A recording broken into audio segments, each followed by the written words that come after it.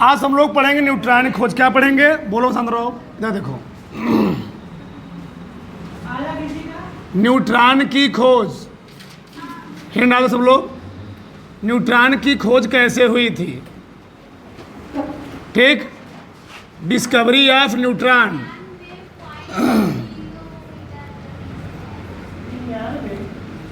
Discovery of neutron.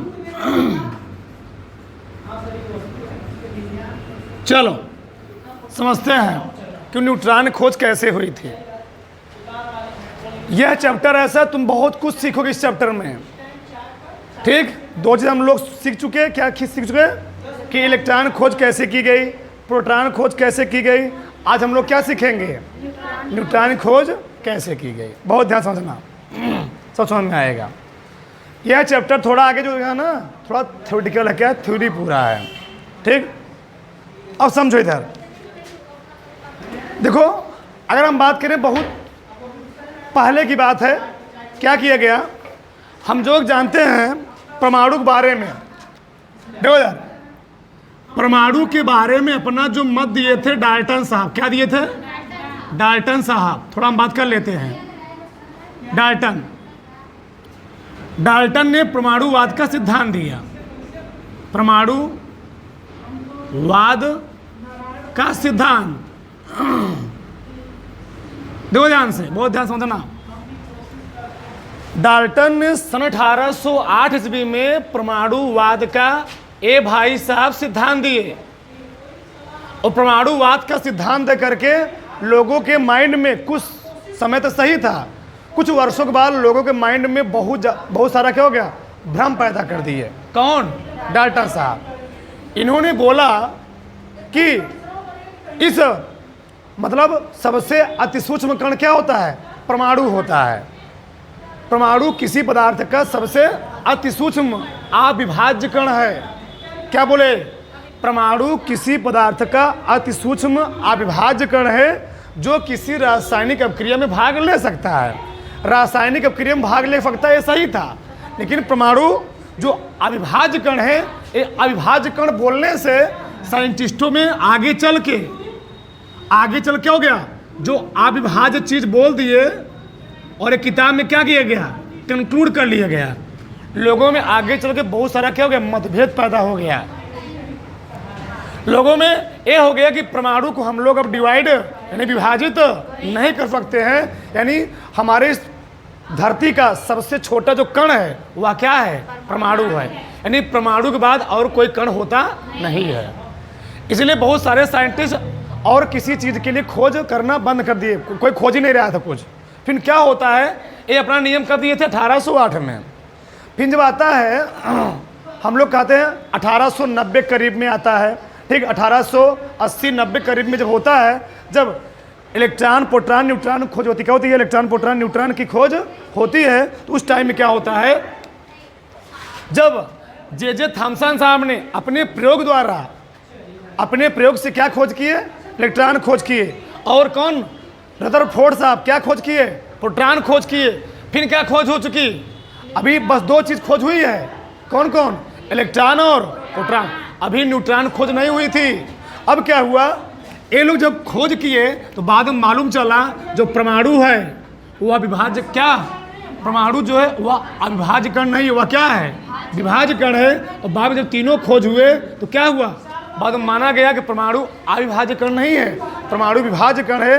और उसको हम इलेक्ट्रॉन प्रोटॉन न्यूट्रॉन में तोड़ सकते हैं, विभाजित कर सकते हैं।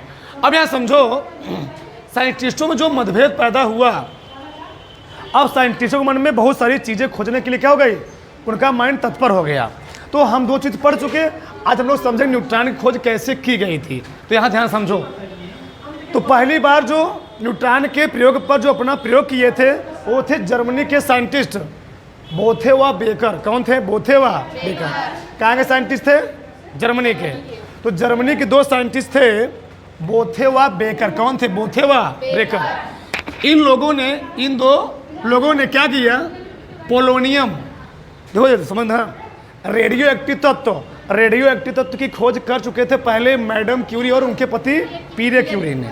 और दोनों को ही भौतिकी और किसमें, रसायन में, दोनों ही क्षेत्रों में नोबेल पुरस्कार से क्या किया गया था, सम्मानित किया गया था।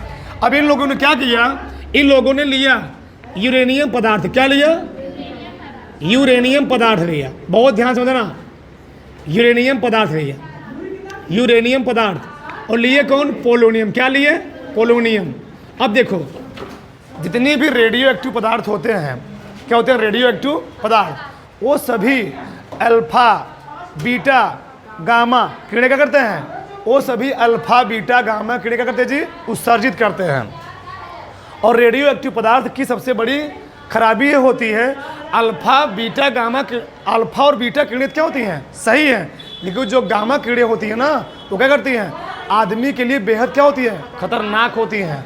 तुम लोग जानते हो 6 अगस्त और 9 अगस्त 1945 को अमेरिका द्वारा जापान पर क्या किया गया था, नागासाकी और हिरोशिमा पर क्या गिराया गया था, परमाणु बम, अणु बम गिराए गए थे। उसमें क्या निकली थी, कास्मिक किरणें निकली थी, गामा किरणें निकली थी। वो किरणें क्या थी, आदमी के माइंड, शरीर को माइक्रो सेकेंड के मतलब बहुत कम हिस्से में पूरा शरीर क्या करती हैं, गला देती हैं, एकदम शरीर गला देती हैं। बहुत खतरनाक कीड़े होती, कौन होती हैं, कौन, गामा कीड़े। तो क्या किए ये लोग, लिए यूरेनियम, बहुत ध्यान समझना तो समझ में आएगा, यूरेनियम पदार्थ लिए। तो यूरेनियम पदार्थ कौन कौन ले सकते हैं, या तो पोलोनियम, या तो कौन लिए, ये है रेडियो एक्टिव पदार्थ, क्या, रेडियो एक्टिव पदार्थ, रेडियो एक्टिव, रेडियो एक्टिव पदार्थ, रेडियो एक्टिव पदार्थ, उसमें कौन कौन आ जाएगा, या तो पोलोनियम या तो यूरेनियम। अब बोथे व बेकर साहब पोलोनियम से यहाँ से क्या किए, अल्फा किरणों को, क्या किए, अल्फा किरणों को एक प्लेट पर, कौन सी प्लेट थी वो, कौन सी पन्नी थी, बेरिलियम की पन्नी थी, कौन सी, एक बेरिलियम की पन्नी थी। यहाँ पोलोनियम धातु है, पोलोनियम क्या है, एक धातु है। इससे क्या किए, इससे अल्फा किरणों को इस पन्नी पर गिराए। फिर से पोलोनियम रेडियो एक्टिव पदार्थ है या तत्व है, क्या मान लो, तत्व। पोलोनियम एक रेडियो एक्टिव तत्व है। इससे क्या किए, तीव्रगामी अल्फा कणों को क्या किए, इससे इस बेरिलियम धातु पर क्या किए, यहाँ से भेजे, क्या किए, यहाँ से भेजे। जब अल्फा कणों को बेरिलियम धातु पर इस प्लेट पर भेजा गया तो देखा गया ये किरणें जाकर के आगे की ओर एक विशेष प्रकार की किरणों में बदल जाती हैं। एक विशेष प्रकार की किरणों क्या होती हैं, बदल जाती हैं। और जो इनका आनंद था, आनंद क्या होता है, यानी ये आयनों में टूटती नहीं है, यानी पॉजिटिव आयन और आयन बनाती नहीं। इनके जो आयन की क्षमता थी, कैपेसिटी थी, वो क्या थी, बहुत ही कम थी। और उन्होंने थोड़ा और डीपली से अध्ययन किया, इन किरणों को बताया ये किरणें बहुत उदासीन थी, यानी इन पर कोई चार्ज नहीं था। एक एक चीज ध्यान समझना, पूरा जो चैप्टर आगे वाला है पूरा थ्योरेटिकल में बार बार कर रहा हूँ।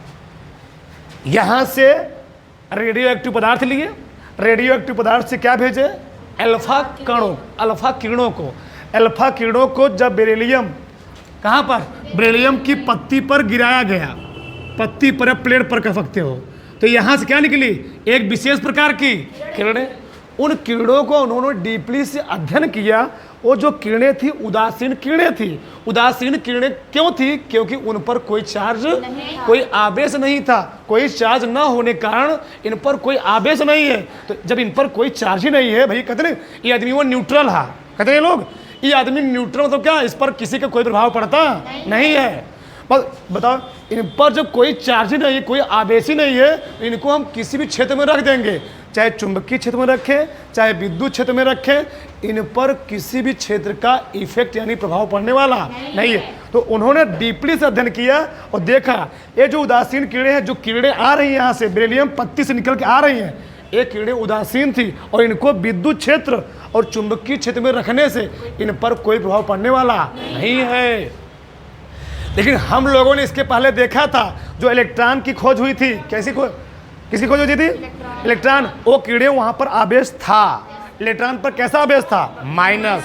प्रोटॉन पर कैसा आवेश था, पॉजिटिव। कि इन पर कोनो आवेश, ये उदासीन किरणें हैं। उदासीन है इसलिए ही विद्युत और चुंबकीय क्षेत्र में विक्षेपित अपने मार्ग से टर्न ओवर नहीं करती हैं। और इन्हीं किरणों का नाम क्या रखा गया, गामा किरणें। बस इतने बताएं।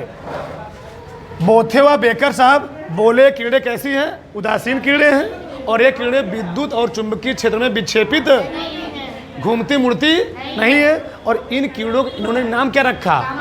गामा कीड़े। इतना बोल करके ज़्यादा इन्होंने और अध्ययन नहीं किया। फिर क्या हुआ?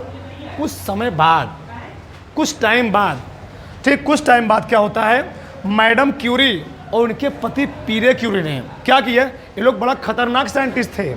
ठीक, कुछ लोग धरती पर ऐसे होते हैं, इनमें उनका नाम 3-4 लोग ऐसे धरती पर हैं जो क्या भौतिकी और रसायन दोनों में क्या किया गया? इनको नोबेल पुरस्कार से सम्मानित किया गया है। इनके परिवार में 5 लोग को क्या किया गया था? 3 लोग को नोबेल पुरस्कार सम्मानित किया गया था। पति और पत्नी दोनों को मिला और सास इनके दामाद को मिला था शायद। ठीक, तो 5 नोबेल पुरस्कार आया था इनके घर में। किसके घर में? हाँ, बड़ा खतरनाक ये लोग थे। ये देखो इन लोगों ने क्या किया था, तुम लोग जानते हो, एक रेडियम पदार्थ धातु होता है। तुम लोग देखते हो जो घड़ी होली होता है, मोबाइल होता है, ठीक, तो क्या होता है, घड़ी में लग जाता है ना, खतरनाक बड़ा होता है, पत्ती टाइप होता है, रतियम क्या होता है, चमकीले टाइप दिखाई देता है, देखते हो ना। ठीक, वही होता है रेडियम पदार्थ। क्या होता है? रेडियम बहुत बहुमूल्य, बहुत कीमती होता हो, ऐसा नहीं मिलता है। ठीक, अब क्या किए, अब इन्होंने उन्हीं के प्रयोग को दोहराया, उन्हीं को प्रयोग को क्या किया, थोड़ा दोहराया। कौन? मैडम क्यूरी और उनके पति नहीं, ये मैडम क्यूरी कोई और है साइंटिस्ट। कौन? Juliet Curie. ये लोग क्या किए, रेडियो एक्टिव पदार्थ क्या लिए? पोलोनियम। क्या लिए? पोलोनियम। और यहाँ से क्या भेजे? अल्फा कीड़े भेजे। क्या भेजे? हाँ, अल्फा कीड़े भेजे ये लोग।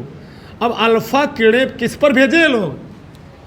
ये लोग भेजे थे बेरिलियम की पत्ती पर। बेरिलियम की इन्होंने भेजा बोरान की पत्ती पर। किस पर? बोरान की पत्ती पर। अब जब बोरान की पत्ती पर, दोनों एक ही बात है, ठीक, जब बोरान की पत्ती पर इन कीड़ों को भेजा गया तो इन्होंने देखा कि यहाँ से क्या निकल रही है, एक विशेष प्रकार के कीड़े निकल रहे हैं। एक विशेष प्रकार के, अभी नाम नहीं रखा गया, एक विशेष प्रकार कीड़े रखी। अब जब कीड़े निकल रही थी तो इन्होंने इनके प्रयोग में थोड़ा अपने चेंज किया। इन्होंने आगे कुछ नहीं रखा था, बोथे और बेकर ने आगे कुछ रखा नहीं, बस बता दिया उदासीन कीड़े हैं और इन्हीं कीड़ों को हम लोग कहते क्या है? गामा। इन लोगों ने क्या किया, जो एक किरण निकल रही है, इन किरणों के आगे कुछ दूरी पर रख दिया पैराफिन मोम। एक पदार्थ है, क्या है? पैराफिन मोम एक पदार्थ है। इस पैराफिन मोम से जब एक किरणें टकराई तो इनका आनन हुआ। इनका आनन यानी आनन होने का मतलब है अपने आनों में क्या टूटी? ये अपने आनों में टूटी, अपने आनों में टूटी। लेकिन क्या हुआ, जब ये इन किरणें यहाँ टकराने के बाद इनका आनन हुआ, लेकिन जब इन किरणों को किसी कोष्ठ में, किसी घर में, मान लो कमरे में, मान लो कोई कोष्ठ है, क्या है? खाली स्थान है, ये आनन कोष्ठ है, खाली स्थान है। जब इस आनन कोष्ठ में इन किरणों को ले जाया गया तो इस आनन कोष्ठ में इनका आनन नहीं हुआ। तो इन्होंने सोचा यहाँ तो आनन हो रहा है, लेकिन यहाँ पर आनन क्यों नहीं हो रहा है? तो इन्होंने थोड़ा दिमाग लगाया, यहाँ पर इसको रखने से आनंद तो हुआ लेकिन यहाँ पर आनंद नहीं हुआ। इसका मतलब है ये जो कीड़े हैं, अगर आनंद यहाँ पर नहीं हो रहा है, इसका मतलब ये है कि ये कीड़े क्या? उदासीन कीड़े हैं। अगर आनंद हुआ होता तो उदासीन नहीं होती, क्योंकि यहाँ पर आनंद हुआ ही नहीं। तो इन लोगों ने बोला क्या बोला कि ये कीड़े क्या हैं? उदासीन कीड़े। क्या हैं?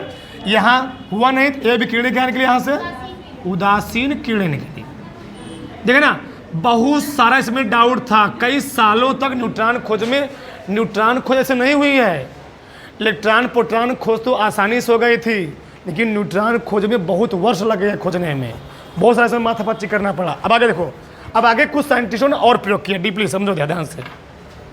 अब इनके माइंड में क्या हुआ, बहुत सारा दिमाग साइंटिस्टों के माइंड में घूमने लगा। ध्यान समझना, ये रेडियो एक्टिव, क्या रेडियो एक्टिव।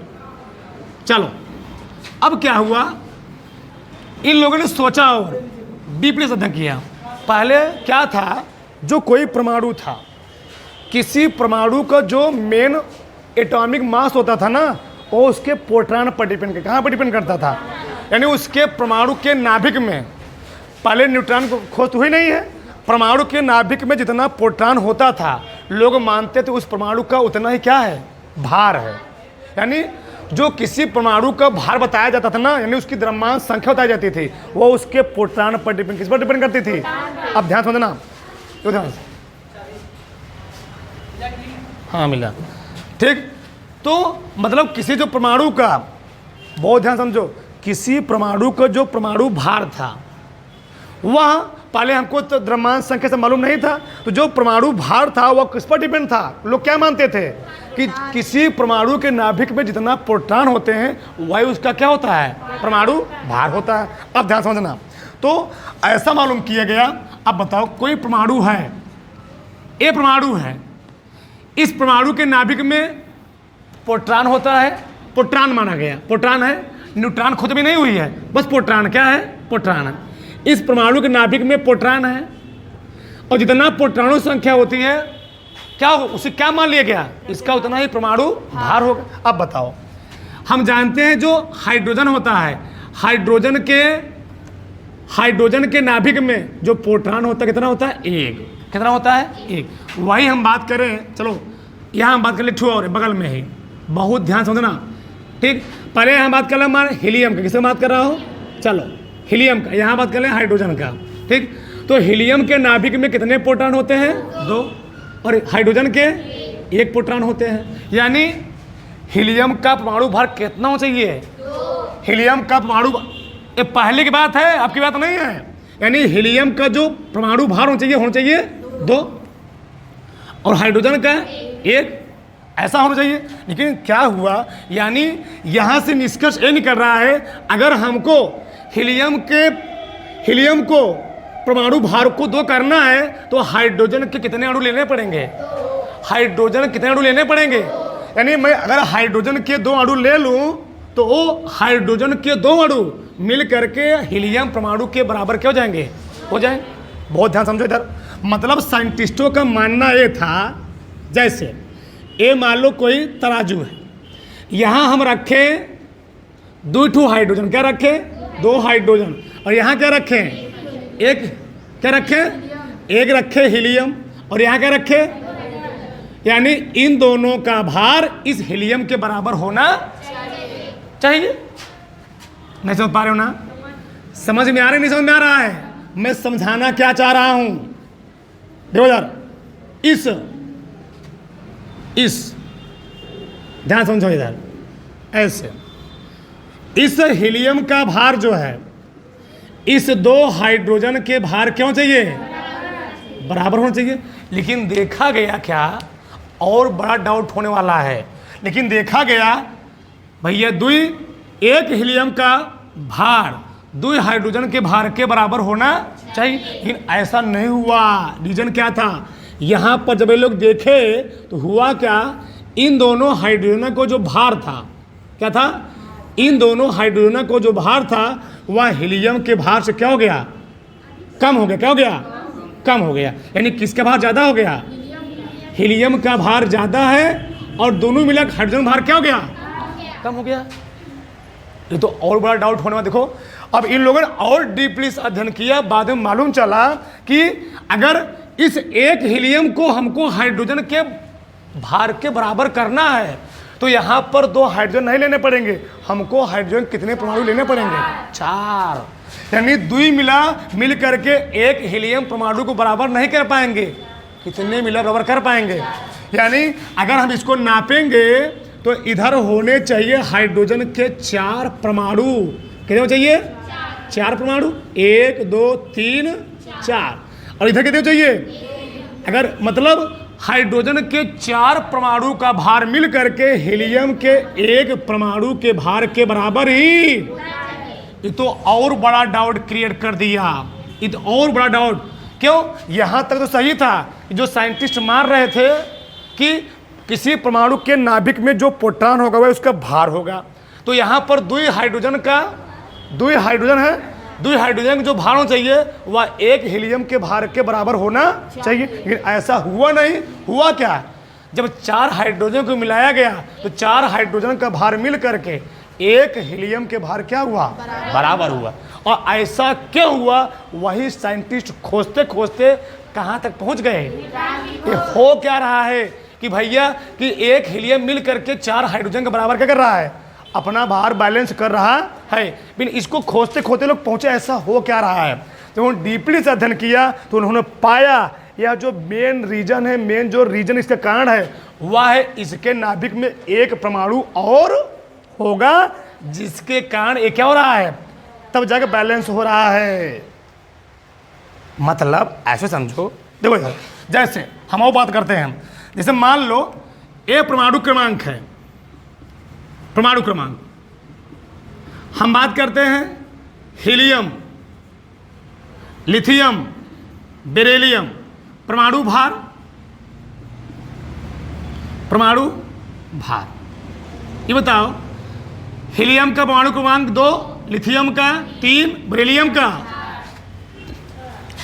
हीलियम का अगर परमाणु क्रमांक 2 है तो प्रोटॉनों की संख्या कितनी होगी, 2। यानी उस टाइम में इसका परमाणु भार कितना था, 2 था। लिथियम का परमाणु भार 3 है, परमाणु क्रमांक 3 है, तो कितने प्रोटॉन होंगे, 3। उस टाइम में इसका परमाणु भार कितना था, 3। बेरिलियम का परमाणु क्रमांक 4 है, तो कितने प्रोटॉन होंगे, उस टाइम में इसका परमाणु भार कितना था, 4। लेकिन बाद में मालूम चला इस हीलियम का जो परमाणु भार है वह 2 नहीं, कितना है, 4 है। लिथियम का परमाणु भार 3 नहीं, कितना है, 7 है, 7। बेरिलियम कितना है, 4 नहीं, कितना है, 9। क्यों था ये? क्यों था? रीजन क्या है? काहे 2 से 4 हुआ, काहे 3 से 7 हुआ, काहे 4 से 9 हुआ? इसी की खोज के लिए साइंटिस्टों के दिमाग में चला कि ऐसा कोनो मिला परमाणु के नाभिक में है जो इन सभी के कर रहा, अनबैलेंस कर रहा है। उसी अनबैलेंस को खोजते हुए साइंटिस्ट कहाँ पहुँच गए, न्यूट्रॉन की खोज तक पहुँच गए थे। 1932 ईस्वी में जेम्स चैडविक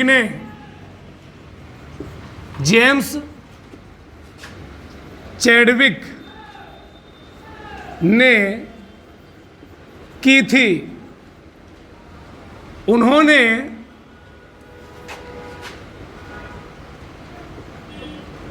उन्होंने बेरिलियम और बोरान, ठीक, धातु की पतली पन्नी पर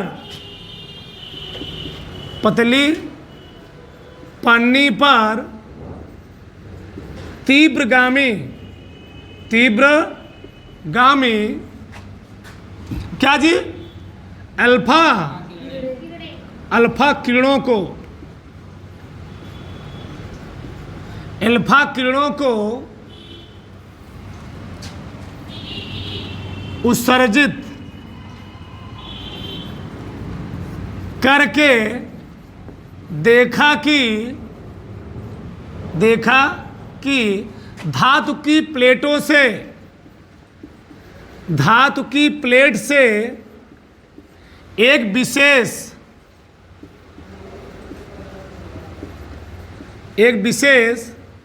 प्रकार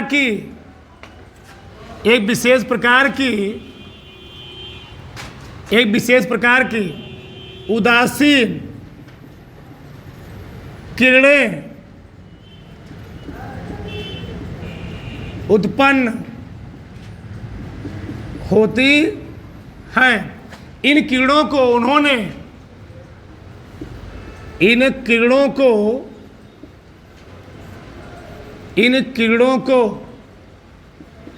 उन्होंने क्या नाम दिया?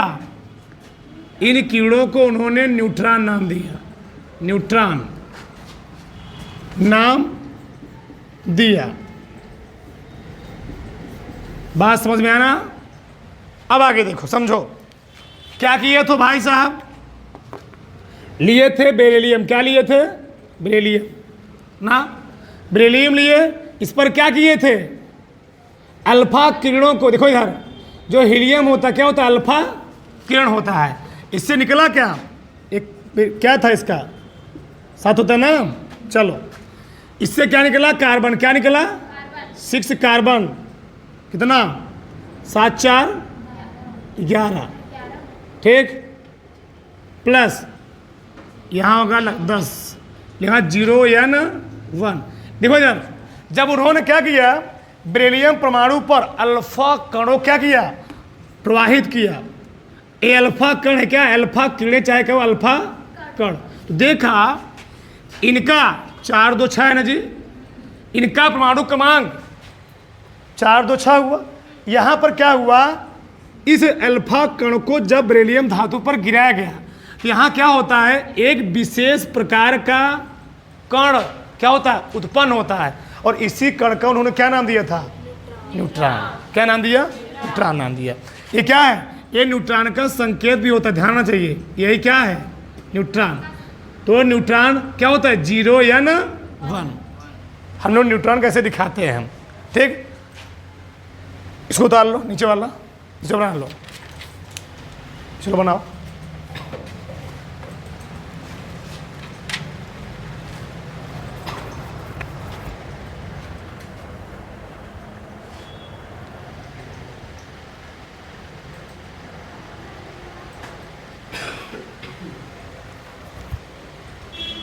ये मैं सही लिखा हूँ रिएक्शन, कितना बता दिया इसका मैंने, 9 ना 9 4 13, यहाँ करना 12, यहाँ करना 1, सही है, सही है। चलो नीचे लिखा न्यूट्रॉन की विशेषताएं, न्यूट्रॉन की विशेषताएं, न्यूट्रॉन की विशेषताएं। चलो लिखने के बाद लिखो इसको, उसके नीचे लिखो न्यूट्रॉन की विशेषताएं क्या है, निम्नलिखित हैं।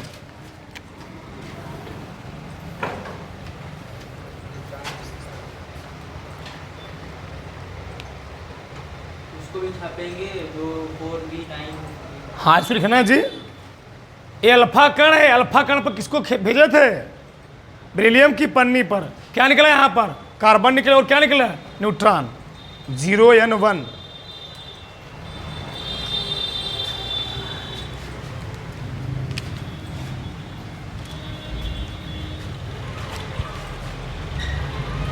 पहला पॉइंट बोले,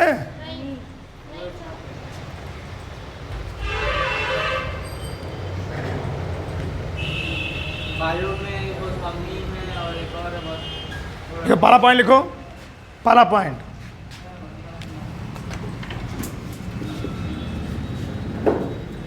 देखो, एक किरणें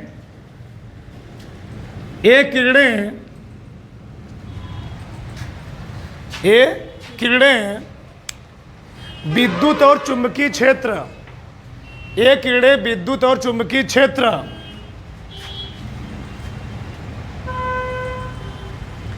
विद्युत और चुंबकीय क्षेत्र से प्रभावित नहीं होती हैं।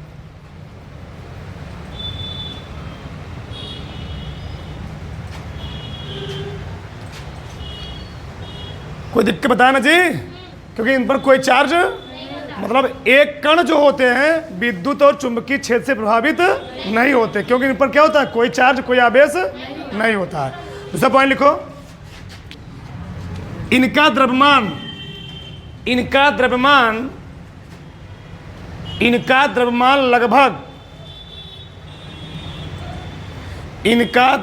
लगभग प्रोटॉन के द्रव्यमान के बराबर, इनका द्रव्यमान लगभग प्रोटॉन के द्रव्यमान के बराबर। क्वेश्चन दोनों लिखना, 1.675। बताओ प्रोटॉन कितना था जी, 1.672 था, लिखवाओ ना, वहां पर 672 था, यहां पर क्या है 67, थोड़ा सा, मतलब बहुत थोड़ा सा, गुणे 10 घाते -27 किलोग्राम। क्वेश्चन लिखना है ना, प्रोटॉन के द्रव्यमान के बराबर। क्वेश्चन हो गया ना, होता है।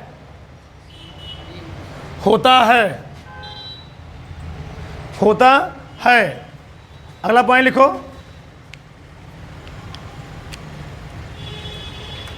इन कणों का प्रयोग नाभिकीय रिएक्टरों में, इन कणों का प्रयोग नाभिकीय रिएक्टरों में नाभिकीय रिएक्टरों में बहुत अधिक मात्रा में किया जाता है, बहुत अधिक मात्रा में किया जाता है।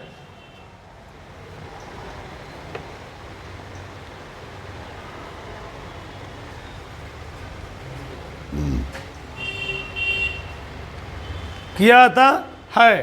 अगला पॉइंट लिखो, न्यूट्रॉन किसी परमाणु का, न्यूट्रॉन किसी परमाणु का, न्यूट्रॉन किसी परमाणु का मूल कण होता है। न्यूट्रॉन किसी परमाणु का मूल कण होता है।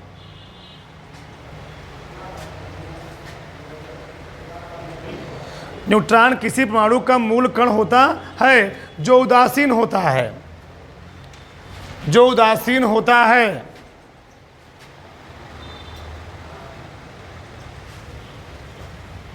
ठीक, ये बताओ, देखो यार, केवल आवर्त सारणी में एक ही तत्व ऐसा है, कौन वो है? हाइड्रोजन। कौन सा है? हाइड्रोजन। हाइड्रोजन एक ऐसा एलिमेंट है जिसके परमाणु के नाभिक में न्यूट्रॉन नहीं पाया जाता है। हाइड्रोजन के छोड़ करके सभी तत्वों के परमाणु के नाभिक में क्या पाया जाता है? न्यूट्रॉन पाया जाता है। ये बात समझ में ना? तो लिखो लिखो अगला पॉइंट, हाइड्रोजन को छोड़ करके, हाइड्रोजन को छोड़ करके, हाइड्रोजन को छोड़ करके सभी परमाणु के नाभिक में, हाइड्रोजन को छोड़ करके सभी परमाणु के नाभिक में क्या पाया जाता है? न्यूट्रॉन पाया जाता है। नाभिक में न्यूट्रॉन पाया जाता है। कितने पॉइंट हुए?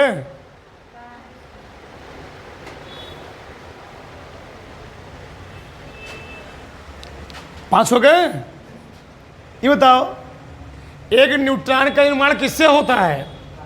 एक प्रोटॉन और एक इलेक्ट्रॉन से। लिखो, अगला पॉइंट लिख लो, एक न्यूट्रॉन का निर्माण, एक न्यूट्रॉन का निर्माण, एक न्यूट्रॉन का निर्माण किससे? एक प्रोटॉन तथा एक इलेक्ट्रॉन से होता है।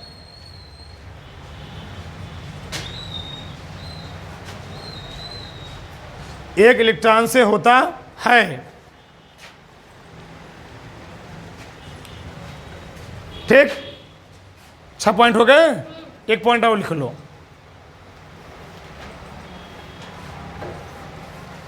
देखो, यह नाभिक में स्थायी, यह नाभिक में स्थायी, यह नाभिक में स्थायी, परंतु नाभिक से बाहर अस्थायी होता है। परंतु नाभिक से स्थायी जी, मतलब नाभिक में रहेगा तो क्या रहेगा? स्थायी रहेगा, और नाभिक से बाहर क्या हो जाएगा? अस्थायी, मतलब कुछ टाइम के लिए। नाभिक में स्थायी, परंतु नाभिक के बाहर अस्थायी होता है, अस्थायी होता है। एक पॉइंट और लिख लो, इसकी त्रिज्या, इसकी त्रिज्या 1 × 10⁻13 सेंटीमीटर होती है। 8वां पॉइंट, इसकी त्रिज्या 1 × 10⁻13 सेंटीमीटर होती है। कितने पॉइंट हो गए? 8। 8वां पॉइंट में पहला पॉइंट बोलो, मैंने क्या लिखवाया? एक कण या किरणें ना जी, एक कण जो होते हैं विद्युत और चुंबकीय क्षेत्र में विक्षेपित क्यों नहीं होते हैं? क्योंकि इन कणों पर कोनो आवेश, कोनो चार्ज नहीं होता है। भैया जब न्यूट्रल ये कोनो आवेशी नहीं, क्या विक्षेपित हो? कुछ नहीं मुड़ेगी। दूसरा पॉइंट क्या लिखवाया? इनका द्रव्यमान जो होता है, देखो यार, न्यूट्रॉन का जो द्रव्यमान होता है हम लोग पढ़ चुके हैं, जो प्रोटॉन का द्रव्यमान होता है 1.672 होता है। इनका कितना होता है? 1.67, थोड़ा सा, लगभग, थोड़ा दशमलव के बाद संख्या है, मतलब लगभग क्या होता है? बराबर होता है। यानी जो न्यूट्रॉन का जो मास होता है वह प्रोटॉन के मास क्या होता है? बराबर होता है। बात समझ में ना? और न्यूट्रॉन क्या होता है? एक उदासीन, मतलब मूल कण है कि नहीं कण है? कितने मूल कण हैं? 3 मूल कण है, तो उस 3 मूल कण में इसका नाम आगे नहीं आएगा, आएगा। अगला पॉइंट क्या लिखवाया? इन कणों का प्रयोग नाभिक हाँ देखो जरा, हमने अगला पॉइंट लिखवाया, इन कणों का प्रयोग जो किया जाता है नाभिकीय रिएक्टरों में। अब नाभिकीय रिएक्टर क्या होते हैं? देखो जरा, जब कहीं परमाणु हमला किया जाता है या परमाणु विस्फोट किया जाता है, अब तो हाइड्रोजन बम बनने लगे हैं। क्या बनने लगे? Hydrogen bomb. तो ना जब कोई परमाणु हमला होता ना, उसमें जो सबसे खतरनाक निकलता कौन है? न्यूट्रॉन। क्या निकलता है? न्यूट्रॉन। वही न्यूट्रॉन क्या होता है? पहले 4 निकला, 4 से बना 16, 16 से बना क्या? वो गुणनफल के रूप में बढ़ते हैं, गुणनफल के रूप में बढ़ते हैं। 4 से 16, 16, 16 को वर्ग हो जाएगा, ऐसे बढ़ते रहते हैं वो लोग। बड़ा खतरनाक इसलिए वो क्या होते हैं? परमाणु विस्फोट कर रहा। तो परमाणु रिएक्टरों में, परमाणु विस्फोटों में सब किनका प्रयोग किया था? क्या निकलती हैं? सब न्यूट्रॉन वहाँ निकलता है। अगला पॉइंट क्या लिखा है मैंने? न्यूट्रॉन किसी परमाणु का मूल कण होता है जो उदासीन। बता ही दिया। ठीक, आगे हाइड्रोजन को छोड़ करके केवल हाइड्रोजन ही ऐसा एक परमाणु होता है जिसके नाभिक में न्यूट्रॉन नहीं पाया था, केवल प्रोटॉन पाया जाता है। ठीक, क्योंकि प्रोटॉनों की संख्या क्या होती है?